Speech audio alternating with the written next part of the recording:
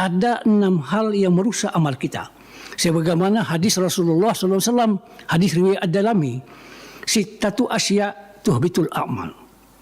Al-istighalu bi uyubil khalq wa quswatul qalb wa hubbud dunya wa qilatul haya wa tulul amal wa zalimu la yantahi.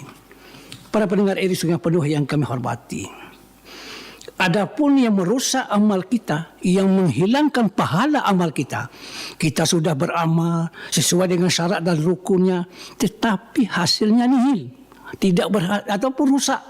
Pertama, kata Rasulullah, al-istighalu bi uyubil khalq, sibuk mencari aib atau kesalahan orang lain. Nah, kebanyakan manusia memang begitu. Dia cenderung mencari-cari, mengintip kesalahan orang lain. Apalagi kalau dia sudah ada permusuhan. Ini mengintip salah dia orang lain. Sementara kalau orang sudah sibuk dengan mencari kesalahan orang lain, dia lupa dengan kesalahannya sendiri. Kemudian yang merusak amal ibadah kita yang kedua, qaswatul qalb. Dalam bahasa kita itu keras hati. Bagaimana keras hati di suatu penyakit yang dalam Islam adalah keras hati yang paling menyebabkan hilangnya pahala amal kita.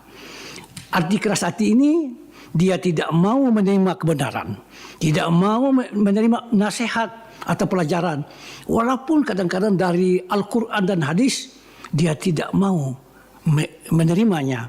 Adapun yang ketiga, yang merusak amal ibadah kita, hubbud dunia, terlalu cinta kepada dunia. Nah, bukan tidak boleh mencintai dunia, tapi dalam hadis ini dikatakan jangan terlalu cinta kepada dunia. Orang yang terlalu cinta kepada dunia akan lupa dengan akhirat karena sibuk dengan urusan dunia. Apakah urusan harta, pangkat, jabatan yang dia sibukkan. Yang keempat, yang merusak amal kita, waqilatul haya, tipis perasaan malu. Semua agama ada akhlaknya. Islam akhlaknya adalah perasaan malu. Iman dan malu itu laksana sebuah dua sisi mata uang. Apabila orang sudah tidak beriman, maka dia tidak bermalu lagi. Apabila orang tidak bermalu, dia tidak beriman lagi. Jadi tidak bisa dipisahkan antara iman dan malu. Adapun yang kelima, yang merusak amal ibadah kita, tulul amal, panjang angan-angan.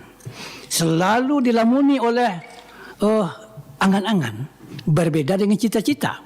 Kalau cita-cita itu bisa tercapai, ada usaha, ada ikhtiar, ada doa, baru kita tawakal. Misalnya, mau cita-cita menjadi petani yang berhasil. Dia membuka lahan untuk kebun atau sawah, ditanami, disirami, disiangi dan sebagainya. Kemudian berserah diri, berdoa kepada Allah untuk mendapatkan hasil yang baik. Baru kita tawakal ala Allah.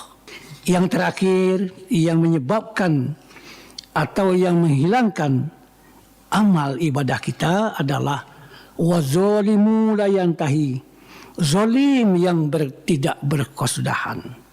Zalim kepada Allah itu adalah zalim yang paling besar, yaitu syirik, mensyarikatkan Allah.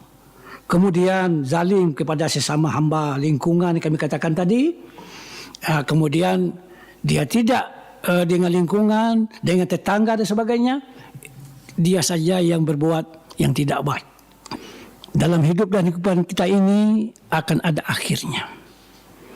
Wa yabqa wajhu rabbika dzul jalali wal ikram. Kullu man 'alaiha fan wa yabqa wajhu rabbika dzul jalali wal ikram. Ar-Rahman ayat 26-27. Setiap yang ada ini akan fana, akan hancur. Wa yabqa wajhu rabbika dzul jalali wal ikram, kecuali wajah Allah yang maha kekal dan maha tinggi. Untuk itu hidup kita di dunia ini sementara. Kita menuju alam lagi. Pertama setelah kita meninggal dunia disebut alam barzakh. Kemudian kita dibangkitkan menyebut dengan alam padang akhirat, padang mahsyar. Kemudian ada lagi proses-proses yang kita tempuh untuk menuju surga atau neraka. Nah, kami katakan tadi, untuk persiapan itu kita harus berbekal di atas dunia. Kalau sudah kita di alam barzah, sudah berada di alam akhirat, tidak ada lagi kita beramal, kita berusaha, maka menentukan dunia akhirat kita adalah di atas dunia. Nah, bukan di akhirat kita menentukan, sekarang kita menentukan.